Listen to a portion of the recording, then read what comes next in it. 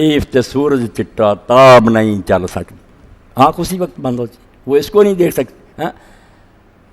جو دانا ہوگا وہ بجائے اس کو دیکھنے کے دھوپ کو دیکھے گا، دھوپ سے اندازہ کرے گا کہ یہ جو آ رہی ہے پتہ ہے سورج اس وقت طلوع ہوا، تو یہ دھوپ جو ہے اس کو یہ مولانا شیخ الہند فرماتے ہیں پتے، آیات کا ترجمہ پتے بہت اچھا کیا کہ پتے رب نے دے دیے کہ ان چیزوں کے پیچھے یار پڑ جاؤ پتہ چل جائے گا کہ ہے، اور ہے بھی بڑی قدرتوں والا جس کی طاقت بہت ہے، اپنے کون سے اتنے عظیم اس نے جہان کھڑے کر دیے، اور علیم بھی ہے، علم والا بھی ہے، سنبھالے کھڑا کبھی گڑبڑ نہیں پڑتی۔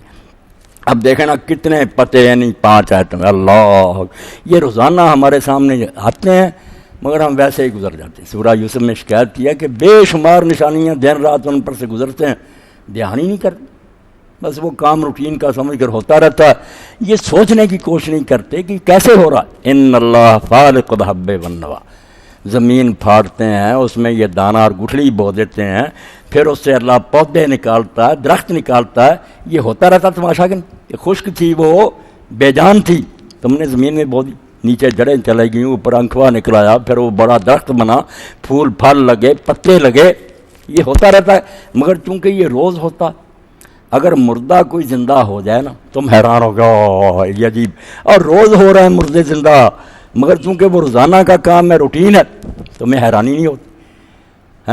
دانہ اگتا ہے، گٹھلی پھاڑ کر اس میں سے اللہ تعالیٰ آم جیسے درخت نکالتا ہے، کون کرتا ہے؟ یہ پتے دے رہا ہے کہ اللہ ہی ہے، بے شک اللہ ہے جو پھاڑتا ہے دانوں کو اور گٹھلیوں کو۔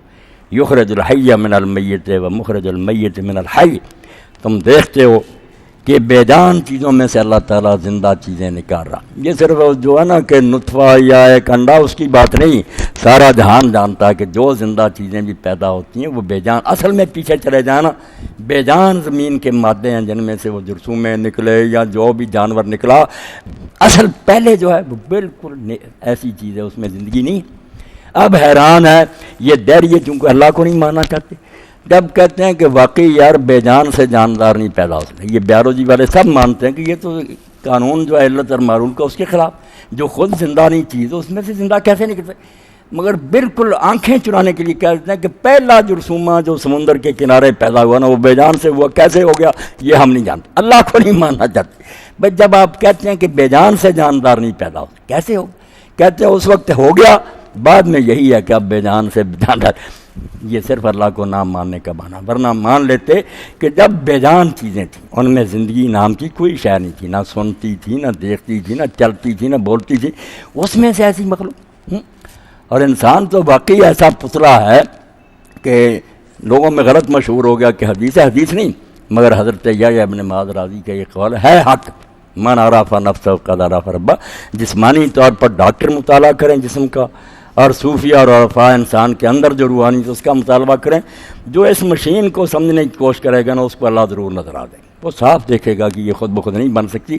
اور ایک دہریے نے بھی بڑی پیاری بات، وہ کہتا ہے لوگ لگے ہوئے اس بات میں کہ محنت کر کے یوں کر کے یوں کر کے کسی طرح ہم چیز کو زندہ کر رہے ہیں، وہ کہتا ہے جس دن زندہ ہوگی اسی دن ثابت ہو جائے گا کہ زندگی بغیر بنانے والے کے نہیں بنی، تم نے علم اتنا خرچ کیا، چیزیں اکٹھی کیں تبھی بنی نا، بے شک اگر کامیاب ہو جاؤ اللہ کی مہربانی سے، مگر خود بخود بنی، کتنے عالم کھپ گئے اور ڈھونڈتے رہے کہ یہ اتنا ملائیں پھر زندگی پیدا ہو، اس دن تو یہی ثابت ہوگا کہ جیسے اب یہ بنانے والوں کے ہاتھوں بنی نا، اسی طرح پہلے بھی زندگی کسی خالق کے ہاتھوں سے، بالکل اگر سیدھا سوچے صاف نظر آتا۔ اللہ فرماتا ہے کہ بے جانوں میں سے جاندار نکالتا، پھر وہ جاندار ہوتے ہیں مگر موت آ جاتی، ختم ہو جاتے ہیں، اب مرنا کوئی نہیں چاہتا۔ پہلے بھی بات ہوئی تھی، موت کا تصور انسان کے لیے ایسا ہے کہ ختم ہو جاتا، اسی لیے کہتے ہیں لوگ اگر پہلے دن اللہ بتا دیتا کہ تم فلاں دن مرو گے تو سارے اسی دن ہی مر جاتے، پہلے دن ہی کام کوئی نہ کر سکتا، پردہ رکھو۔ اللہ کہتا ہے تم جس زندگی سے اتنا پیار کرتے ہو کوئی ہے نا پھر چھین لیتا ہے، تمہارے عزیز و اقارب فلولا ان کنتم غیر مدینین ترجعونہا ان کنتم صادقین فلولا اذا بلغت الحلقوم، جب جان گلے میں آتی ہے وانتم حینئذ تنظرون، اور تم پاس بیٹھے رشتہ دار دیکھ رہے ہوتے ہو، تو کیوں نہیں اس کو واپس لوٹا لیتے اگر تم سچے ہو؟ اگر زندگی کسی کے ہاتھ میں نہیں تمہارے بس میں ہے تو روک لیا کرو، مگر طبیب تک ان طبیبہ بطبی و دوائی. اب وہ طبیب جو اپنے علاج سے لوگوں کو تندرست کرتا تھا، لا یستطیع الدفاع عنہ من قلۃ، جب اس کی موت آتی ہے وہ روک نہیں سکتا. اللہ فرماتا تمہیں پتہ نہیں چلتا کہ بے جان میں وہ جان پیدا کرتا اور جب چاہتا اس میں سے جان نکال دیتا، وہ پھر جسم جو ہے بیکار بالکل بے حس و حرکت ہو جاتا. ذالکم اللہ فانا توفقون. اب ذالکم دیکھیں، ذالک اس میں اشارہ بھائی، وہ اردو میں ہم ترجمہ کریں وہ نہیں بنتا، ترجمہ مجبوری سے ہمیں یہ بھی کرنا پڑے گا.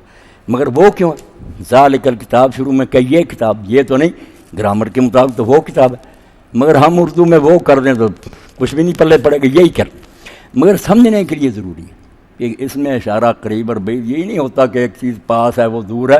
کبھی منزلت اور مرتبے کے لحاظ سے بھی ہوتا ہے، جو چیز بالکل معمولی سی ہے نا اس کو ہم یہ کہہ دیتے ہیں، جو بہت بلند مرتبہ وہ یعنی اتنی اونچی ہے، اتنا دور ہے کہ ہماری رسائی وہاں تک نہیں ہوتی، نہیں دور، وہ مرتبے میں دور ہوتی ہے. اس کو جیسے کہتے ہیں حضرت، یہ فارسی میں یہاں جناب، ہاں وہ کو کہتے ہیں، یعنی وہ بارگاہ، وہ دربار، وہ پاس ہی ہے. مگر اس لیے کہ بھائی ہم جیسے ناکارہ جو ہیں ان کی رسائی سے بہت اللہ فرماتا ذالکم اللہ ربکم، میم بھی ساتھ اور میم بھی التفات کے لیے توجہ دلانے کی. ذالک اللہ بھی کہہ سکتا تھا اللہ کہ یہ جو کر رہا ہے یہ ہے اللہ، بالکل ترجمہ جیسے کان پکڑ کرتے ہیں ملا اللہ. ذالکم اللہ، اور یہ جو کر رہا ہے نا، گٹھڑیاں پھاڑ رہا ہے، دانے اگ رہے ہیں، یہ دن رات ہے، یہ زندگی موت ہو رہی ہے، ذالکم اللہ، یہ ہے. توجہ سے سنو، میم دو التفات کے لیے کہ دھیان کرو، یہ ہے اللہ. پتہ ملا، اللہ کہتا میں نے ہاتھ ملا لیا تم سے، نہیں نظر آتا تھا، آ گیا کہ یہ کر رہا ہے وہ. فانا توفقون، اور تعجب سے کہا کہ کدھر تم بھٹک جاتے ہو؟ صاف تو سامنے نظر آ گیا مگر تم پھر ادھر ادھر چلے جاتے ہو. کوئی کہتا ہے نہیں، کوئی کہتا بہت سے ہیں، کیوں بیوقوف بنے ہوئے؟ یہ ہے وہ اللہ جو یہ سب کچھ کر رہا ہے، کیوں بھٹکتے پھرتے اور تم سرد گردان ہو؟ فالق الاصباح، کون ہے رات کے اندھیرے میں سے پھر وہ اندھیرے کو پھاڑ کر اس میں صبح نکالتا. تم منظر دیکھتے ہو، گپ رات تھی، صبح کے وقت پھر پھٹ گئی رات، اندھیرا پھٹ گیا، اس میں سے روشنی آنی شروع ہو جاتی. یہ روزانہ کام کون کرتا؟ اور اس کا بھی پروگرام ایسا طے. ذالک تقدیر العزیز العلیم. ایک سال پہلے ہم بنا لیتے ہیں کہ نہیں ٹائم ٹیبل کہ اس دن اس اتنے بجٹ اتنے منٹ پر سورج نکلے گا، اتنے پر غروب ہوگا، اتنی گرفت مضبوط، اتنے بڑے بڑے کرے. حالانکہ یہاں گارڈ بھی ہوتے ہیں، پھر وہ جھنڈی دینے والے بھی، یہ جو کانٹا بدلنے والے سارے انتظام ہیں، اسٹیشن ماسٹر ہیں، پھر گاڑیاں بے وقت ہو جاتی. اللہ کا پروگرام تو ایک ذرے کا فرق نہیں پڑتا. فالق الاصباح، یہ اندھیری رات میں سے صبح کون نکالتا؟ وہ نکالتا. وجعل اللیل سکنا، اور پھر یوں ہی نہیں، ہر چیز کا مقصد جدا. رات اس لیے بنائی کہ آرام کر سکو، اگر دن ہی رہتا ایک دو دن کے بعد سارے بس ہو جاتے، کام ہی نہ کر سکتے. نیند آج تک نہیں یہ نفسیات والے معلوم سک کر سکے، نہ نیند کا نہ خواب کا، کہ خواب کیا ہے. کیوں آدمی دیکھتا پچھلے واقعات، آنے والے پچھلے کا تو بہانہ بنا دیتے ہیں وہ اپنے خیالات، مگر ایسی باتیں جو ہوئی ہی نہیں آنے والی اور وہ بتا دی جاتی ہیں، ٹھیک اسی طرح ہوتی. کون یہ کر رہا؟ کس کے ہاتھ میں یہ باغ ڈورہ کائنات کی کہ پیشگی اعلان ہو جاتا ہے کہ فلاں تاریخ کو یہ ہو جائے گا. انبیاء کرم تو بہت بڑا ہے. اور چودھری سردار میں لکھ رہے ہیں، میں بابو قطب الدین ایک شخص کو جانتا ہوں جو علم نجوم کا ماہر تھا. اس نے مجھے بتایا اس تاریخ سے پہلے ضیاء مر جائے گا، کریش ہو جائے گا جہاز اور یہ ہو جائے گا. میں نے کہا بابا کیوں بکواس کرتا؟ اس نے کہا دیکھ رہے، اور واقعی ہوگی. اور بھی واقعات اس نے لکھے کہ میں نے اس کو آزمایا. اس نے کہا مانو یا نہ مانو، اب یہ علم النجوم کہہ لیں، خواب کہہ لیں، پیش گوئیاں کہہ لیں، یہ بھی اللہ تعالیٰ کے ہونے کا بہت بڑا ثبوت ہے کہ کون ہے جو جہان کو اتنا کنٹرول کیا. پیشگی اعلان ہو جاتا ہے کہ فلاں دن یہ ہوگا اور اسی طرح ہو کر رہتا. اگر یہ بے قابو ہوتے ادھر ادھر کو چلی جائے، نہیں ہوگا وہی. جو اس کو ہم اگر تقدیر کہتے ہیں، اللہ کا لکھا، یہ بے ایمان جٹاتے ہیں. حالانکہ بات تو ٹھیک ہے، جو دنیا کو چلا رہا اس کے سامنے ایک پروگرام ہے، پلان ہے، اس کے تحت چلا رہا. تو فرمایا جعل اللیل سکنا. کیسے بندوبست؟ دنیا میں کانفرنس ہوئی تھی کہ رات کا وقت سونے کے لیے مقرر کرو، اللہ نے خود ہی بندوبست کر دیا کہ دن کے تھکے ہوئے رات کو صبح تھا، اور کہا کہ نیند کو میں نے کلفت دور کرنے والی، تھکاوٹ دور کرنے والی چیز بنا دیا. اوور ہال ہو جاتے ہیں، سو کر اٹھتے ہیں بالکل اسی طرح، پھر جاگ تو بند، ورنہ بس ہو جاتی. یہ کس نے سوچے پروگرام؟ والشمس والقمر حسبانا، اور سورج کو چلا دیا، چاند کو چلا دیا، اس کے ذریعے حساب ہو رہے ہیں، موسم آ رہے ہیں، فصلیں پک رہی۔ اب جو اطلاع دی انہوں نے علم الآزاد والوں نے کہ سورج کی روشنی ان دنوں میں 2.5 منٹ پہلے پہنچی، اندازہ کریں توبہ تو قیامت آ رہی ہے نا، 2.5 منٹ پہلے، یہ معمولی بات نہیں، 1 سیکنڈ میں روشنی 1,86,000 میل سفر کرتی، سورج کتنا قریب آ گیا، 2.5 منٹ بنائے، سیکنڈ میں 2,60,000 سیکنڈوں میں 1 منٹ بنے گا، پھر 2.5 منٹ آگ لگی۔ اور اگر اللہ کا رسول کہتا کہ قیامت کے دن یہ میل پر آ جائے گا، نہیں مانتا، جب اللہ اپسٹ کرے گا نا نظام کو پھر پتہ چلے گا۔ تو فرمایا سورج اور چاند کو اس نے حساب سے چلایا ہوا، جہان کا نظام اس سے چل رہا، ذالک تقدیر العزیز العلیم۔ اب نظر آیا وہ جو زبردست بھی ہے اور علم والا بھی ہے۔ اگر دیکھنا ہی چاہتے ہیں آنکھوں سے تو یہ نہیں ہے، تو تم اپنی عقل نہیں دکھا سکتے، اپنا کریکٹر نہیں دکھا سکتے، تمہارے اندر ہے، دونوں ساتھ ساتھ بیٹھے نہیں دکھا سکتے، آثار اور نشانیوں سے پتہ چلے گا۔ وَهُوَ الَّذِي جَعَلَ لَكُمُ النُّجُومَ لِتَهْتَدُوا بِهَا فِي ظُلُمَاتِ الْبَرِّ وَالْبَحْرِ۔ اگر ان کی فلمیں بنی ہوئی ہوں دن رات کی، یعنی پھر بیٹھ کر دیکھیں تو یہی آتے ہیں، پھر کیسا مزیدار ہو رہا، یا صبح نکلتے وقت سورج کو دیکھیں، ڈوبتے وقت وہ غروب، وہ سکوت شام صحرا میں غروب آفتاب جس سے روشن تر ہوئی چشمے جہاں بین خریب۔ اقبال کہتے ہیں شام کو صحرا میں ابراہیم علیہ السلام نے سورج کو ڈوبتے دیکھا، مسئلہ توحید واضح ہو گیا۔ کوئی آنکھیں کھول کر دیکھے تو صحیح۔